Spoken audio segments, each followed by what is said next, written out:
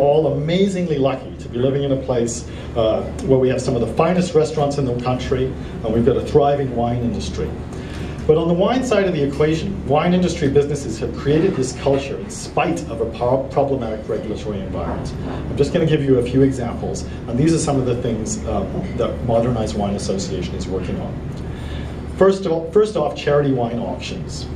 The government has been encouraging charities to engage in more private fundraising and less on government. But this last fall, liquor licensing shut down a private wine auction at the Belfry Theatre in Victoria. Charities have been doing this fundraising for decades in BC and have been licensed for decades to do it. But suddenly a change in policy shuts them down. This is just plain foolish. They're simply harming hospitals, schools, and arts organizations for the sake of the control mentality. The liquor licensing branch backed off a bit, but we now have what's known as a gift basket rule. So you can't auction wine on its own, but you can auction wine in gift baskets. And you will notice that all the wine items that we have for auction around the room actually have a coupon associated with them. The coupon is worth $1 more than the retail value of the wine. So we've created a package in accordance with the policy directive, but it's very silly, and this sort of thing shouldn't happen. You shouldn't have the directors of charities losing sleep over running their charities wine auction and being scared about being shut down for a silly change of policy. BC deserves a lot better than that. Second issue, off-site tasting rooms. If anybody's been down to Woodinville, Washington, or Walla Walla, Washington, or Hillsburg, California, you'll notice that the streets there are lined with tasting rooms, so people can go wine tasting and they can walk from one tasting room to another instead of driving, which is a pretty smart idea. In British Columbia, secondary tasting rooms for wineries are not permitted, and we're going to try and change that. Once again, BC deserves better. Third issue, sale of wine at farmers markets. That's also not permitted. In many other jurisdictions it is permitted. In BC it's still illegal. By prohibiting it, we're missing out on the entire local food and wine movement. And once again, BC deserves better.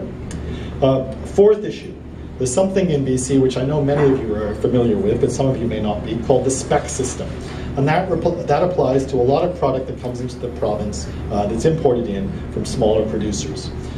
Even though the product coming into BC is imported by agents or importers, all the product must be ordered by LDB government purchase orders. Sometimes it takes weeks or months to get those issued. Once here, the wine is stuck in what I call LDB warehouse purgatory. No one can access the wine, not even the person who imported it and owns it. To get it out of purgatory, a customer has to order a full case of wine. There's no split cases, no mixed cases. And delivery issues associated with the spec system too. It takes about 2 weeks to get product from a warehouse in Richmond to a licensee in Vancouver. And that's in an age where you can pretty much order anything in the world over the internet and get it delivered in 48 hours. We can do better. It would be relatively easy to fix this system. It would increase wine selection at the retail level, it would reduce costs, and it would increase government revenue. Finally, I'll just mention one thing that's probably a little harder to fix, but I'll mention it anyway. Taxation of alcohol. BC has some of the highest rates of tax on wine in the Western world. For wine, BC charges 123% liquor board markup plus 12% HST plus some other smaller fees. So you end up with absurd retail pricing, which encourages people to drink low-quality product. Now, wine is good for you when used in moderation, and it's taxed at 135%.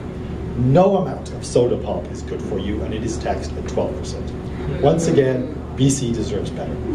There's lots of other problems, but they all relate mostly to too much control and not enough appreciation of wine's history and benefits. I'm going to be around. The directors of the society will also be around. If anybody wants to talk about how we're planning to get the system fixed, we'd be happy to do that. We are going to concentrate on lobbying on those issues that I just talked about. As I noted, the regulatory regime affects all aspects of production, distribution, and consumption. And in BC, I think we need more Hemingway, less Carrie Nation. I know who I'd like to spend time with.